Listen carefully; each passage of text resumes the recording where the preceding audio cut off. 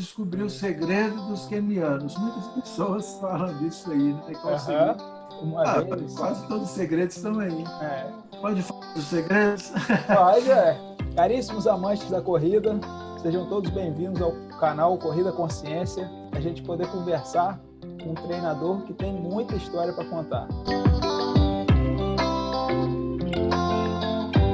Professor, você sabe que eu tenho um carinho muito grande com o senhor. Sempre que levo alguns amigos, eles ficam impressionados pela sua grandiosidade em conhecimento e a sua humildade no tratamento das pessoas. Isso para mim é muito importante. Mas eu queria que o senhor se apresentasse. Eu sou o Jorge Perrot, aqui de Juiz de Fora, né, da Universidade Federal. A minha vida com atletismo começa muito cedo, tinha uns 14 anos, morava em Belo Horizonte, aí eu conheci o atletismo, comecei a treinar na época. A equipe era do Atlético, não tinha do Cruzeiro ainda. Aí eu comecei nessa equipe do Atlético, tive bons resultados nas categorias de base, né? Cheguei a ser campeão brasileiro sub-17. Aí eu me interessei em fazer educação física por causa disso. Eu casei muito cedo também. Eu não treinei seriamente já na categoria adulta. Então fiz bons resultados na categoria de base, mas daí isso me motivou a fazer educação física. Mas hoje, nesse quadro específico, convidei o professor porque ele teve uma experiência que eu acho que é única na vida, né? Foi passar um mês lá no Quênia. Como que foi, professor? Desde o seu sonho de planejamento, a ideia de ficar um mês lá no Quênia? A curiosidade todo mundo tem com os quenianos, porque é cheio de mitos sobre os quenianos, né? Mas, na verdade, o Marquinho me deu um livro que chama Correndo com os Quenianos. Um livro muito bacana, muito interessante, de um jornalista inglês que resolveu morar, acho que 6 meses no Quênia. Convenceu a esposa, as filhas e foi morar lá em Item. A ideia dele é descobrir o segredo dos quenianos. Então ele teve uma ideia assim muito interessante, a família topou. Ele ficou lá 6 meses, morando, conhecendo tudo. E aí ele escreve um livro, Correndo com os Quenianos. E aí eu li esse livro. O livro eu fiquei doido para ir lá também. Eu contei isso para um amigo, o Jorge Luiz, o Jorginho, de Petrópolis, que é treinador de atletismo também. E o Jorginho tinha ido lá. Aí eu falei, não, nós temos que me dar o contato lá para eu ir também. Então, ele me pôs em contato com um rapaz de lá, e aí eu fui conversando com ele. Esses quenianos que correm aqui no Brasil, a maioria deles, quase todos, correm ou pela Luasa, ou pela Leve Fila, é o Marcos Coquinho, que é o treinador. Pelo Luasa, Luiz Antônio, que foi um dos melhores maratonistas daqui, né? Então, ele sempre traz os quenianos para ficar em Taubaté. Eles ficam aqui uns 3 meses, depois voltam. E lá no Quênia, eles têm um centro de treinamento, eles têm uma casa lá em que eles moram. Nós ficamos nessa casa dos atletas que treinam lá e vêm competir pela Luasa aqui. Porque lá tem centros de treinamento, tem vários. Só que quando você imagina centro de treinamento, você imagina uma coisa grande, uma academia, tem nada, é uma casa. Esse pode ser um dos segredos dele. Eles moram nessa casa juntos e treinam todos juntos, e até os casados, às vezes, ficam lá de segunda a sábado e depois vão para casa e voltam. O centro de treinamento é uma casa que eles moram todos juntos. E o senhor fala, a gente ficou lá, nós fomos. E com seu filho, fez alguma diferença? Muito, muito. Primeiro porque é ele que corre, né? E ele agora está estudando educação física. Então, para nós, foi uma experiência esportiva de ver, e uma experiência também de vida, né? Você ver como é que é na África, um país pobre, é muito bacana. Acho que para ele foi mais bacana, para a formação dele, né? Porque toda criança vai à Disney. Ele passou um mês na África. Qual foi a data que o senhor ficou lá mesmo? Janeiro de 2018. O que mais surpreendeu o senhor lá nesse um mês que o senhor ficou lá? Porque muita coisa é engraçado, porque eu tinha lido o livro, né? Já foi sabendo, né? Mas o que mais chamou atenção para nós é a simplicidade do treinamento e da pobreza deles, da dificuldade que eles têm. Então, isso aí foi assim, uma surpresa, que você imagina que eles têm um treinamento super sofisticado, ou tem gente também que pensa, uma coisa que surpreendeu também, às vezes a gente tem um preconceito por serem africanos, muito pobres, a gente acha que eles não entendem nada do que estão fazendo, né?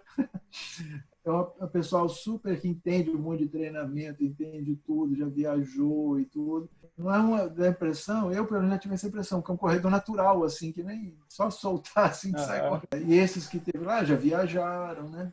E a gente pode falar que eles têm algum segredo? O segredo eu não sei. O que alguns aspectos que as pessoas levantam, que a gente levantou lá, primeiro é genética. Eu acho que isso é o maior peso. Porque no Quênia tem lá acho que 40 e tantas tribos. Então, como é tribo, e antigamente eles não se comunicavam, por exemplo, o rapaz de uma tribo não casava com a menina de outra. Então, com isso, criou tipo um isolamento. Por exemplo, as tribos têm características genéticas muito fortes, porque não há interação com outras. Então, quem corre lá são os Kalenjins, que é uma tribo. Os Maçais também correm, mas a maioria, 99%, é Kalenjin.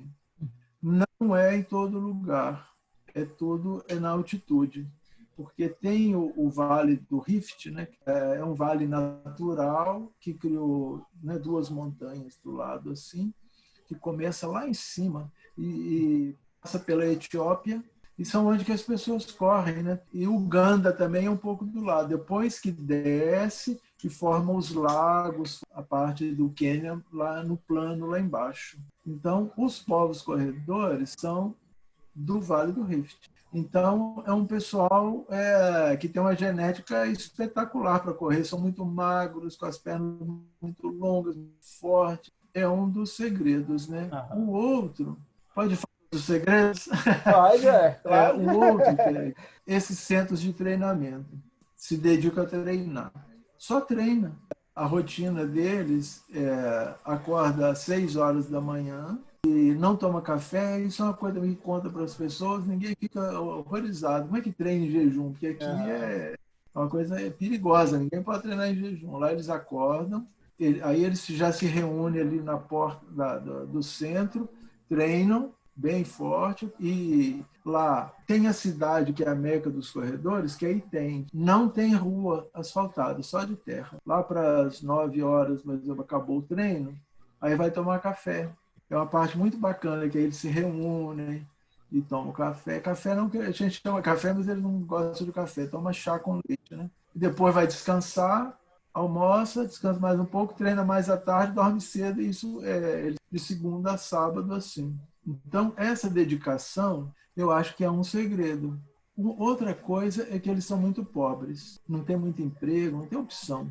Então, um atleta, né, que corre e tem talento para isso, é a chance dele. Então, ele fica nesse centro, treina num regime assim de concentração, com foco total, e ele precisa daquilo para sobreviver, ele não tem muito emprego. Então, junto a pessoa talentosa, dedica 24 horas por dia àquilo, não tem outro foco. Treina muito, e que eles acham que é natural. Eles têm um talento, não, mas treinam muito, muito sério, muito dedicado e treinam muito. E a alimentação pode ser também algum segredo, porque acho que eu não sei se por ser pobre e tudo, mas é natural, e eles comem. É outra coisa também que a gente estranha, assim, que eles comem o prato lá, por exemplo, à noite, que tipo uma polenta, em Minas fala angu, né? E chama o galho esse prato, que faz aquele anguzão, assim, eles comem muito daqui, com alguma verdura que tem lá no dia, e agora eles bebem muito leite, comem o galho, comem alguma verdura, quase não comem carne, não tem nada industrializado, processado. Então, é essa alimentação natural, treina muito. Uma vez o senhor comentou que tinha um rapaz que, se ele estivesse aqui no Brasil, ele ganharia todas as maratonas, mas que no Quênia ele era um atleta comum. Ah, sim, sim. Esse grupo que a gente estava lá, É um grupo assim que no Quênia não é primeiro time, talvez nem o segundo time. Mas eles vêm no Brasil e ganham tudo. Uhum. Tinha lá a menina, essa é boa, essa era dos primeiros times. Ela ganhou a São Silvestre. Como eles são da Luaz, eles vêm muito no Brasil, já ganharam muita prova aqui. Ali a maioria corre 2:10, entre 2:15, 2:14 na maratona. Então, isso lá não é muita coisa para um. Agora, aqui no Brasil, eles ganham tudo, conseguem juntar um dinheirinho e voltam. Um dos segredos também é a altitude, né? Tem 2.400 metros. Uhum. Parece uma cidade abaixo, Eldorete, onde mora o Kipchoge, chega a 2.700, 2 e pouco. É a mais recomendada para treinamento de corrida de fundo, porque na altitude você tem um problema. Se for muito alto, ou se às vezes você treina tão devagar, sofre tanto, que você acaba não melhorando. Né? A altitude para o balde 2.500, 2.400 parece que é ideal, ainda dá para correr rápido, já tem o efeito da altitude. Como eles nasceram na altitude, não sei se vocês já leram, treinamento de... Todo mundo já leu, né? O treinamento do Kipchoge para fazer tal. Você olha, você não acha o treinamento muito forte, né? Uhum. Mas é que aquilo é feito em terra, em altitude. E em relação ao treinamento, a gente pode falar então que nós treinamos da mesma forma que eles? Treinam lá, ó. Eles treinam, não, esse grupo lá, não sei se todo queniano, eles não treinam tão longo assim, não. Uhum. Eles treinam muito 18 quilômetros, 15 quilômetros, 20 quilômetros. O que é claro lá é o seguinte, terça-feira é pista. É a coisa mais bacana do mundo. Você vai numa pista, sempre tem lá um cara sozinho, 2, 3, fazendo um intervaladozinho. Né? Lá tem mais de 100 ao mesmo tempo. E a pista de terra, que é poeirão subindo e muita gente treinando, vários grupos. Então sai aqueles pelotões de 10, 20 pessoas, vários pelotões, aquilo rodando, você fica encantado, só para aquele lado que olha. Quinta-feira, eles gostam muito de fazer algum fartlek. E no sábado tem o longo. Esse longo do sábado é universal. O longo deles é forte e corre entre uns 30 quilômetros, terreno acidentado, com muita subida. E nos outros dias fazem aí em torno de 18 quilômetros, 15 quilômetros.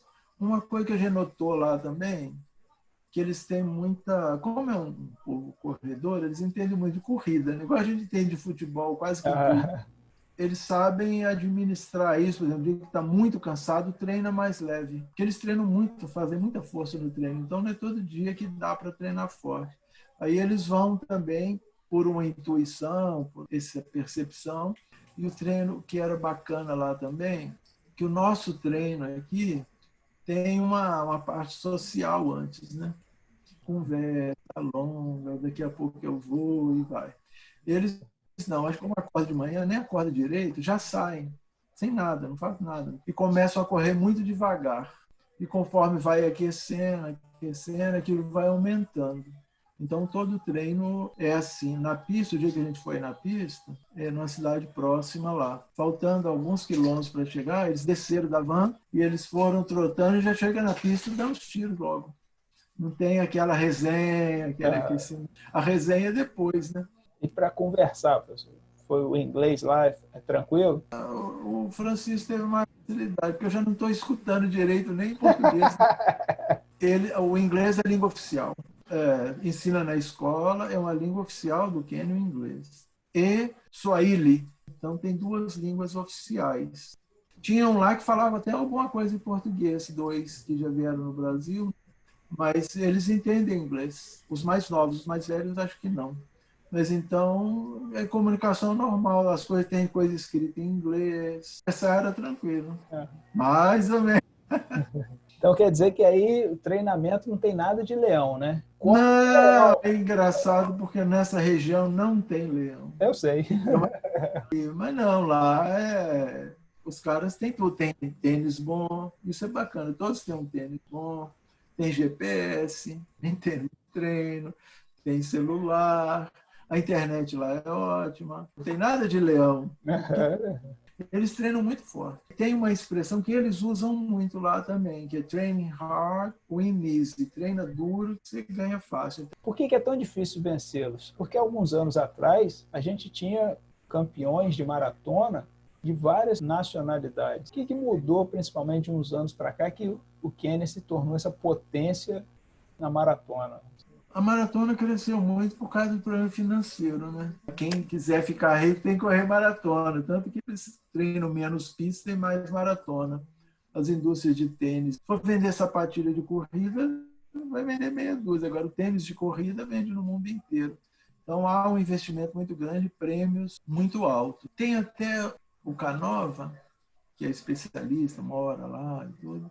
Ele fala que é possível correr contra o queniano, ganhar do queniano. O problema é que para cada europeu que tem lá, tem 50 quenianos. O absurdo que tem lá é a quantidade, mas tanto que tem alguns corredores europeus que conseguem. Por que nós só descobrimos quenianos agora, né? Exato. A independência deles foi em 64.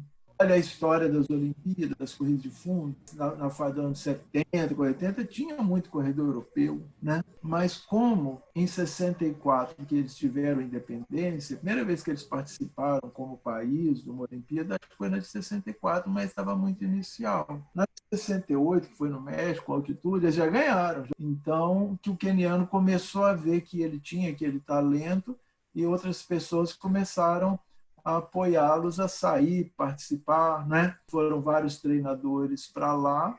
Tem um que ele chegou lá, esse eu não sei exatamente o ano, o Brother Combe, da escola St. Patrick High School. Era professor de geografia, alguma coisa, foi ser missionário lá. Ele queria ajudar aquelas crianças, viu que eles corriam demais, aí ele incentivou eles a treinarem para poder ter ascensão social, investiu muito em corrida de criança. Então, nessa escola, tem vários recordistas mundiais. Imagina, você pega uma escola, estimula os meninos, e ele teve essa sacada. Criou um método de treinamento lá também na escola, que eles treinam 3 vezes por dia. O que a gente percebe é que ele sempre teve esse talento, mas era um país que não era independente, não participava de competições internacionais, e foi crescendo. Tem muito treinador lá, eles têm muito agente que leva eles a participar de competição, né? A gente pode falar, então, que traçando um paralelo, Brasil, futebol, Quênia, os maratonistas, muitos agentes. Eu acho que sim, é o talento todo menino quer jogar futebol. E lá eles têm muito talento para correr e veem uma oportunidade. Então, e eles se dedicam muito, são muito sérios a essa oportunidade que eles têm. Eu vi um vídeo eu esqueci o nome do treinador, é um senhorzinho lá numa cidade pequena, que tem lá um programinha, estimula as crianças a treinar, né? Acho que ele tem 18 medalhas olímpicas.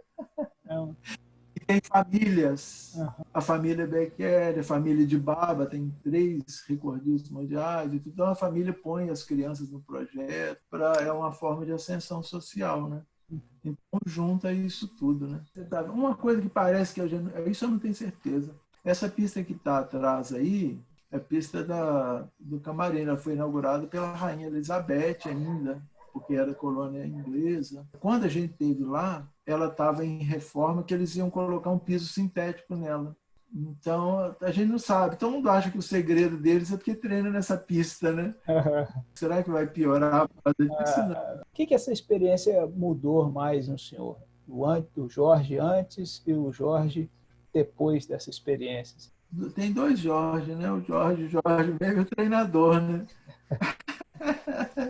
Como treinador, eu entendi que é muito natural, é muito simples, assim, não tem muito jeito para complicar muito o treino, né?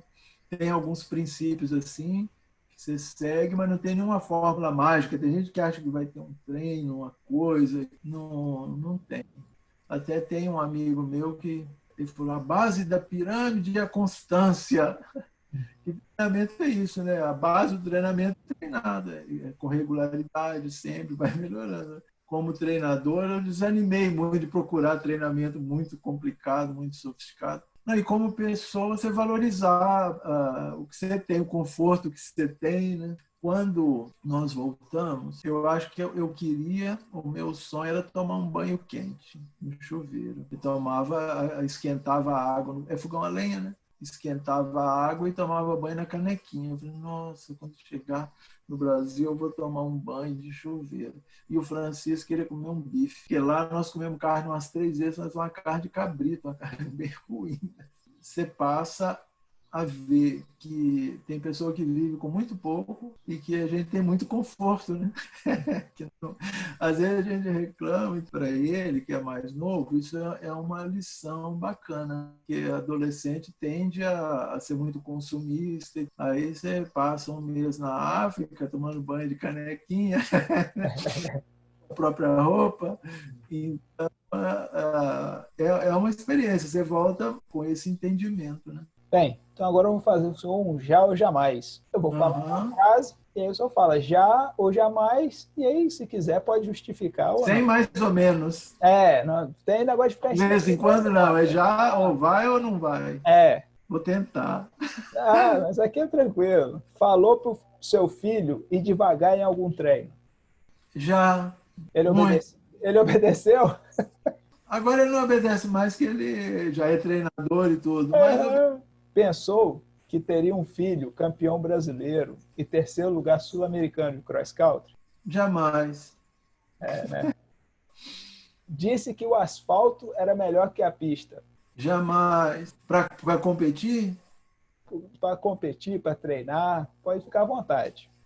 Jamais. Jamais. A pista tem um... Se você colocasse grama, terreno macio, eu preferia. Aí vai. E a última aqui, né, professor? O senhor imaginava viver essa experiência no Quênia? Imaginava já. Que bacana, professor. Agradeço mais uma vez a sua disponibilidade sempre, o seu carinho. Eu queria que o senhor fizesse as considerações finais. Não, é bacana. Para quem está nos ouvindo, eu acho que isso deve ter contribuído com o treinamento das pessoas, né?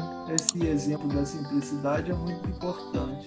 É claro que o treinamento tem que ser estruturado, todo treinamento é estruturado, mas não buscar coisa muito maluca, não, que não vai resolver, porque às vezes a pessoa fica meio desesperada com o resultado ou acredita em qualquer coisa, então tem umas ideias muito malucas, assim, que a pessoa acha que aquilo vai dar resultado, não dá, né? Então tem que ter paciência, simplicidade, treinando, que melhora. Mas no mais, agradecer o convite e elogiar a sua iniciativa de contribuir com as pessoas, com esse quadro, né? E desenvolver esse lado seu comunicador. Né? A gente está tentando, professor. Então, professor, mais uma vez, obrigado. E é isso aí, a gente viu que realmente os quenianos têm alguns segredos, mas que não são segredos para quase ninguém mais, né? Um abraço para todos vocês, até semana que vem e siga em frente, evoluindo sempre.